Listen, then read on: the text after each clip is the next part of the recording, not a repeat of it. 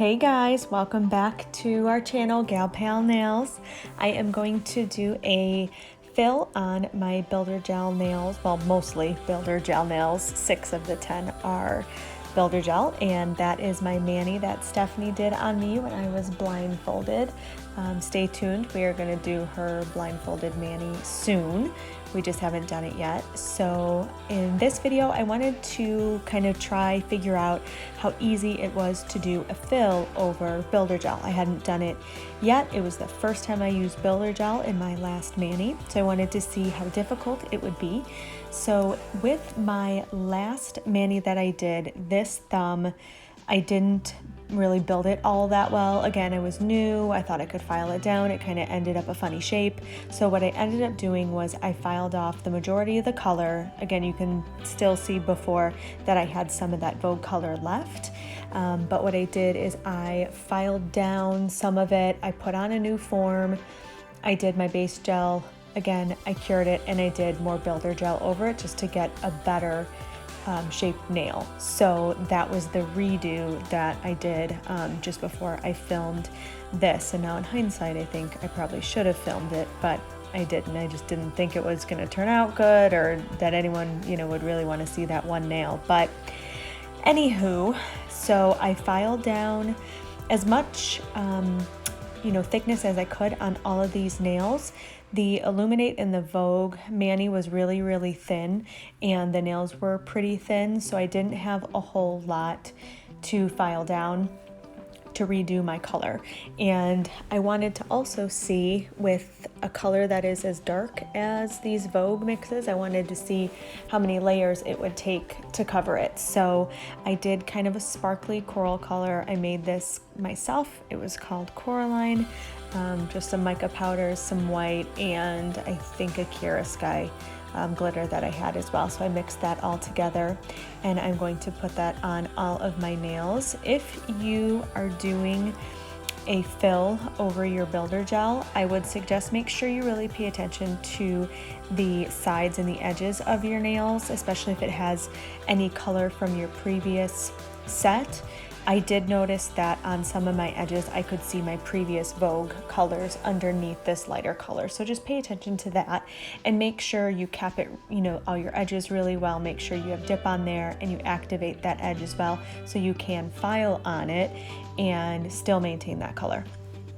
So I did just go ahead and zip through all these layers. I did end up doing 3 coats. I didn't show them all on camera, but I did end up doing 3 just to make sure I had full opacity and that you couldn't see any of the Vogue that was underneath it. You can still see that's the color that is on my other hand. So I will go through this, get all my color on, and I would say if you're going to try a Builder Gel dip fill, make sure you pay really close attention to your cuticle area. Make sure you push back that area as much as you can. Get any exposed nail that you can to make sure you get a really flushed line right on your cuticle. That Builder Gel, as it grows out, it definitely has more thickness, and so there is a little bump that you're going to have to file down and try to keep it flush with your natural cuticle. And you want to make sure you fill in that area so you can file on it, and to make sure it looks nice and clean for your next mani. So just push that area back as much as you can. The cuticle bits are really, really good for cleaning up that area and making sure it's clean. So that's what I would recommend just from doing this for the first time. And another tip would be just try to file down and keep that Builder Gel layer as thin as you can, because when you start putting more layers of dip on top of Builder Gel, it's going to get thicker and thicker, and then you're going to have to do a lot of filing, which is no fun. So those would be my tips for that. So I will finish up activating, and then I will do some pretty standard filing. You can even see when I turn my nail there that it's got some thickness to it, which again, some people like. I like to keep my nails thin. I don't like them tremendously thick. So I do end up, doing not a significant, but a decent amount of filing. And I really do pay attention to that cuticle area as well. And this is my fine sanding band. I use the same thing all the time. I did not cap in clear. I just find that the colors that I mix on my own just really don't need clear from what I found so far. Now, if I had a straight up glitter, I would probably feel differently, but for these fine shimmers, I don't think they need it. So I will just clean up all the edges, make sure that everything is nice and smooth and flush, and finish this up and then move on to my top coat.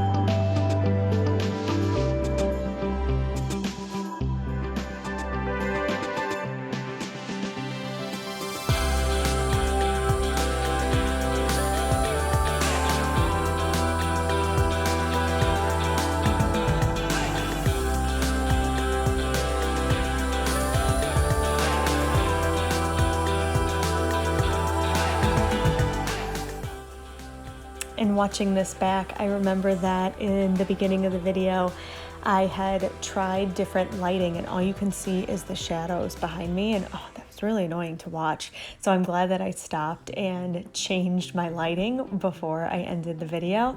This is the first mani I did at my new nail table. So around Mother's Day, my husband was going to get me an official, like a real branded, nail table for Mother's Day. And with everything going on and shipping issues, it was supposed to be delivered in July.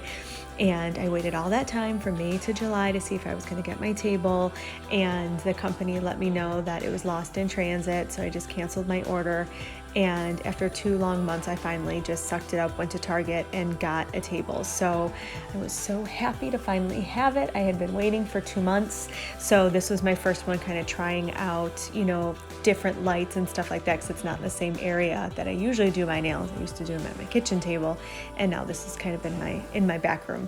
So I definitely learned my lesson to not just use the above lighting. I still need my better light, my spotlight, for lack of a better word. I still need it, and I'm glad I don't have all those shadows anymore. So I finished up my filing, and I'm doing my gel top coat, of course, and I did cure it for 60 seconds, and this is how they turned out over that Builder Gel and the Vogue. I think the coverage was pretty good. I didn't really have anything showing through or coming through, past this coral color, so that was good. And then I will use my cuticle oil as always, and yeah, I would say the fill over the Builder Gel was pretty good. I didn't have to fill with any Builder Gel, so that's good too. Thanks, guys.